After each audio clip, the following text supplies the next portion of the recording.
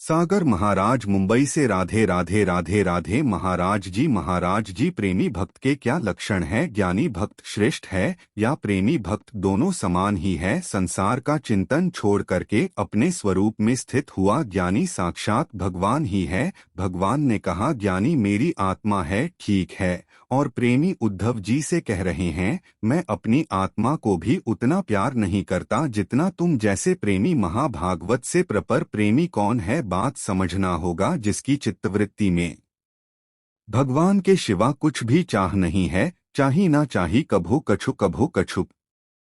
Ramie में ये अर्धापूरी गोस्वामी तुलसीदास जी की है। वह विराजमान होगी जाही न चाही कभू कछु। फिर आगे तुम सहज सहज कोई गुण कोई महत्व कोई महिमा कोई चाह लेकर कल्याण मोक्ष उनसे नहीं। प्रेमी सिर्फ प्रेम करता है। प्रभु से भी कोई चाह नहीं होती और प्रभु को सुख देने की चाह होती है। सुख देवे को चाव चित मैं अपने प्यारे को कैसे सुख पहुंचा पाऊं। प्रेमी में सुख वांछना नहीं रहते मोक्ष आदि सुख जो बड़े बड़े योगी जन ज्ञानी जन मुमुक्षा से ही तो ज्ञान अर्जन करके वो मुक्त होते हैं, लेकिन प्रेमी उस मोक्ष को भी नहीं चाहता। प्रेमी भगवान को अधीन कर लेता है, वो गुणवत्ता से नहीं अपनी दैन्य और प्रेम से। भरत जी महाराज जब चित्रकूट दर्शन करने के लिए भगवान के जा रहे तो जब वो भरद्वाज जी के आश्रम में पहुंचते हैं तो उनके मन में ये बात आती कि मेरे कारण भगवान को 14 वर्ष का वनवास हुआ। ये प्रसिद्ध है। भरत को राज तिलक, राम को 14 वर्ष का वनवास। अब कैसे? मैं ऋषि से बड़े संकोच में। तो ऋषि आपस में चर्चा कर रहे भरत जैसा प्रेमी सृष्टि में राम जी का दूसरा कोई नहीं हो सकता। भरत सरिस को राम सनेही भगवत प्रेम जग जपरा।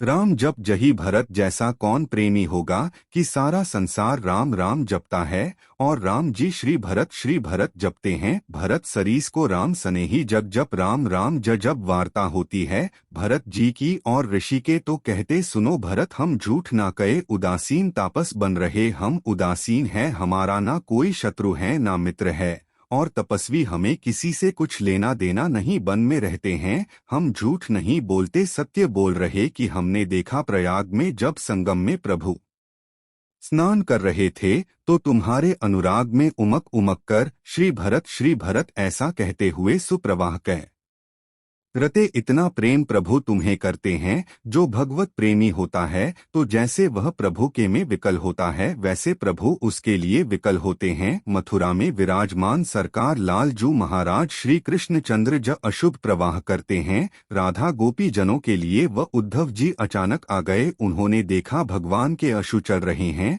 वो कहा प्रभु यह मुझे रहस्य जानना है कि आप क्यों रो रहे हैं? आप क्यों रो रहे हैं? मतलब आपका रुदन, आप ज्ञान समुद्र है, आप ही आप तो हैं। फिर आप रुदन किसके लिए कर रहे हैं? बोले हमारा स्वभाव है कि मुझे जो जैसे भजता है यथा माम प्रपद्यन्ते ताबजा में। तो गोपी जन वृंदावन में रुदन करते हुए मेरा स्मरण कर रहे तो मुझे उनके स्मरण में रुदन करना आ रहा है। अगर मेरा रुदन बंद करवाना चाहते तो गोपियों का रुदन बंद करवा दो। उद्धव जी को लगा कि गोपियों को आत्मज्ञान नहीं तो मैं जाकर उनको आत्मज्ञान कराऊंगा कि श्री कृष्ण कण कण में है, श्री कृष्ण तुम्हारी आत्मा है, ऐसा ज्ञान कराऊंगा तो उनका विरह शांत हो जाएगा। लेकिन यहाँ उल्टा हो गया। जब यहाँ आए तो उनका जो हृदय भगवान को जितना जान पाया था, बृहस्पति जी के शिष्य है, भगवान के मित्र हैं, भगवान के मंत्री, भगवान के ज्ञाता है, भगवत के रहस्य के ज्ञाता उद्धव जी, लेकिन प्रेम रहस्य के ज्ञाता नहीं थे। तब उद्धव जी के मन में आया कि मुझे श्री कृष्ण ने ठग लिया, अपना प्रेम तो दिया ही नहीं जो गोपी जनों में व्याप्त है। गोपी जनों की जो प्रेम दशा देखी, मांगा कि मुझे वृंदावन की कोई गुलमलता औषधि बना दी जाए तो इन ब्रज गोपियों की चरण रज हमारे पर पड़े तो थोड़ा हम में प्रेम आ जाए। फिर उनके अंदर एक प्रश्न खड़ा हो गया कि ऐसे प्रेमी में जो हमने प्रेम विकल्प देखी तो ये हमारे मित्र श्री कृष्ण कितने निर्दय हैं कि इतनी दूर रहते हैं। उनसे इतनी दूर रहते तो बड़े उसमें भगवान के प्रेम का रहस्य केवल प्रेमी जन जानते हैं। एक दिन युधिष्ठिर जी महाराज जब महाभारत का युद्ध हो रहा था भगवान के शिविर में गए तो भगवान ध्यानस्थ थे। प्रश्न खड़ा हो गया कि सारा जगत तो इनका ध्यान करता है, इनका आराध्य देव कौन है जिनका ध्यान कर रहे हैं। जब भगवान ध्यान से बाह्य दशा को आए श्री जी ने पूछा, प्रभु मैं जिस कार्य के लिए आया था वो तो बाद में पूछूंगा, पहले यह बताओ आप किसका ध्यान रखते हैं, कौन ऐसा है जिसका आप ध्यान धर रहे हैं। तो उन्होंने कहा, भीष्म जी। मेरे ध्यान में तन्मय सरसया में पड़े हुए इस समय में भीष्म का ध्यान करूंगा था। माम प्रपद्यन्तेता भक्त वही है जिसके जागृत स्वप्न सुषुप्ति में अपने इष्ट के सिवा और कोई स्फुरण ही ना रह जाए, उसे प्रेमी भक्त कहते हैं। ना लोक की चाह ना परलोक की चाह ना मोक्ष की चाह, अर्थ ना धर्म न काम रुचि गति न चहो निर्वाण, जन्म जन्म रति राम पद यह वरदान, यत्र यत्र मम जन्म कर्म भी नार के परमे पदे थवा राधिका रथ निकुंज मंडली तत्र तत्र हृद में विराजत। जहाँ जहाँ भी जाऊं नरक स्वर्ग अपवर्ग वहाँ मेरी लाडली जो अपने परिकर सहित हो मुझे ना मोक्ष के चार ला किसी परम पद की चाह, प्रेमी अपने प्रीतम के सिवा और कोई चाह नहीं रखता है वही प्रेमी है।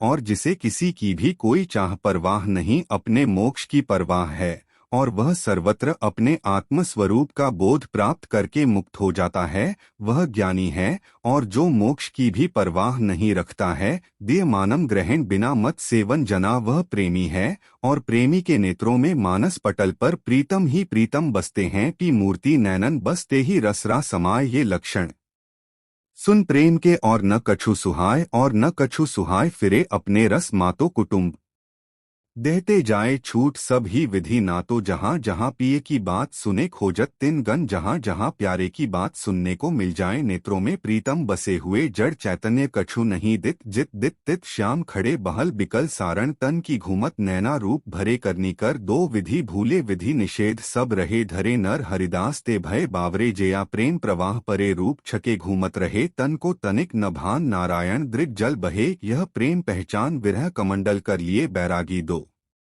नैन मांगत दरस मधुकरी छके रहत, दिन ना काह सो बोलव ना कोई व्यवहार, अपनी कुंवर किशोरी को जियत निहार। निहार सुनन काह की कही कहे ना, अपनी बात नारायण वा रूप में मगन रहे दिन रात, ऐसा प्रेमी इसे प्रेमी कहते हैं। और उसे ज्ञानी कहते हैं जो अपने मोक्षा अभिलाष चित्त से निरंतर संसार के चिंतन से शून्य करके आत्मस्वरूप में जो स्थित हो गया वो मोक्ष पद को प्राप्त होता है।